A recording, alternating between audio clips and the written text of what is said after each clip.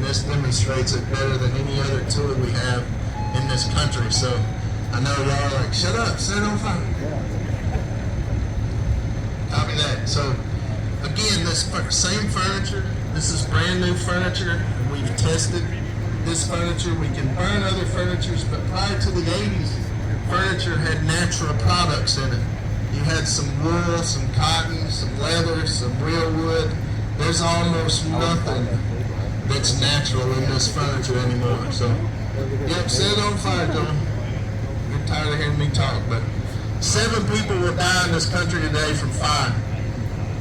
And that number's going up. The fire problem in America is getting worse. Why? More houses, more unregulated product. The e-commerce world has put more products in our house than we've ever known before. And again, unregulated. We've been doing studies on these lithium-ion batteries with e-scooters, mobility devices. So there's our smoke alarm. You see we got a fire going, the curtains are burning. So this is a trash can fire. Could be a discarded smoking material, could be a candle. And there's the sprinkler. So we're gonna let the sprinkler, again, that sprinkler's flowing about 13 to 20 gallons of water a minute. And in that trailer, when we pump that system at 150 PSI though, that sprinkler will be flowing 50 gallons, 60 gallons of water a minute. And here our message is that this is damaged. We try to make, as you notice the color of our vehicles, we've changed everything in the last decade from black and red, which fire is not good, to water. It's like water is good, and you're in the water delivery business, and nobody does it as fast as we do it. So this, we like to say, is damaged, and thank you to our partners in the water restoration industry. You can clean this up, dry it out, and then, matter of fact, we take this furniture out of this side, dry it out, and then put it back in this side. So, because this side, it'll be all gone. But we like to say, this is damaged, this other's going to be destroyed. So, again, we can shut down the sprinkler now. They can see in there. They got their line in place.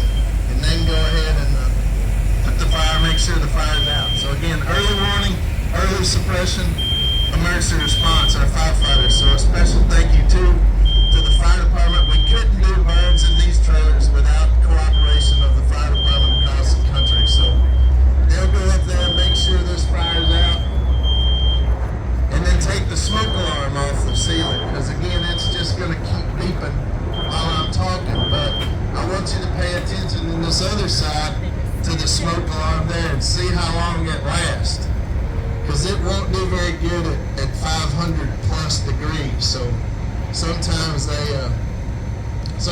just melt down and fall out, and sometimes they don't. So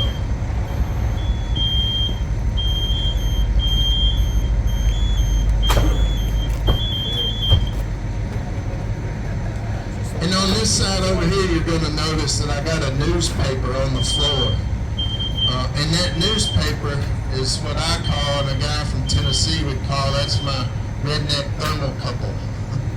So when that thing lights off, then that means my floor is over 500 degrees.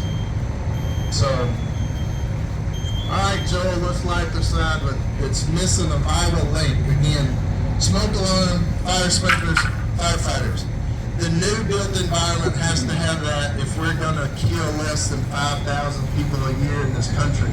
And we're missing a vital part. So again, we set this fire just to say, and the whole key here to the demonstration is this is, again, a typical room in your home, same furniture, and then this is missing a vital link. And unfortunately in Minnesota and 48 other states, they removed the sprinkler provision out of the residential code. So there we already got a fire, you got the smoke alarm going off really fast. You'll get this fire, and again, you'll probably see this fire die down, and people underestimate the power of fire, and that's including us as firefighters. But look at that smoke layer.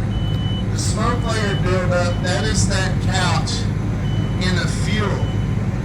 So that couch is simply turned into that smoke, and that's what you're going to see burn in a few minutes is the flashover. So that smoke is going to ignite, and you see that the fire, you had a nice fire that went up and was fast. And then now when it gets what we know is lazy,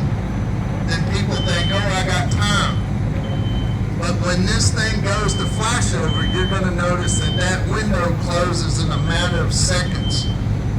So in our 3,200 square foot house, when the room flashed over, the temperature in the room increased 1,000 degrees in 6 seconds. Now, what you don't have in your home is an 8-foot wide opening to the outside parking lot, right? So we're at a disadvantage here, but that's the reason for the plexiglass at the ceiling, is to keep the smoke somewhat like it would be in your home. And again, the fire department's typical time to get to you is 10 minutes. So nationwide, the fire department, by the time you call 911, somebody notices it, 911 dispatches the fire department. They have what they call their turnout time. That's time for them to get on the rig. Then they have their travel time, and then they have the time to turn out when they get here to get in this position. So the NFPA standards for that give them 9 minutes and 20 seconds. That's their goal. From the time you call 911 to the time they're sitting here just like you see them. But now watch, as the fire builds, that smoke, it's over 1,000 degrees at that ceiling right now. But you can see my floor down below. It's got some wind going in it, and my newspaper hadn't started to flash, but now you can see the smoke start to burn. When that smoke starts to burn, that's what we know is flashover. Look at that couch. See the arm of it delaminate, and then watch this chair. And then now you see my newspaper. The newspaper's smoking. If it didn't have wind blowing on it, it would be on fire. And so we're going to let it see if it'll light my newspaper, but you can feel that heat now. And that's definitely less than 5 minutes. So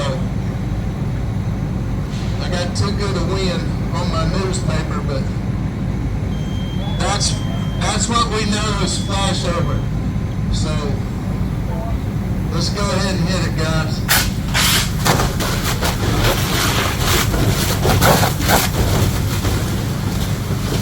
And most firefighters don't get to make a direct attack on that fire. So, and again, this is destroyed. The other side is just damaged. There went some drywall falling. So again, we show this changes. We've passed many laws in the country this year trying to make changes to the code and standards and make the laws adopted. But when we get finished here, come out, take a look at that. A special thank you to Ferguson, to the branch here, to all the leaders. Thank you, Ferguson. Bob knows, he chairs our leadership on our membership committee. George Ferguson, big supporters. Your Baltimore branch supplied most of the stuff for that through you all as vendors. So I can't thank you all enough for giving us the opportunity to do what we do. Thank you, God bless you, and when this is done, take a look at this up closer and then go by and walk through the valve trailer. Have a good day.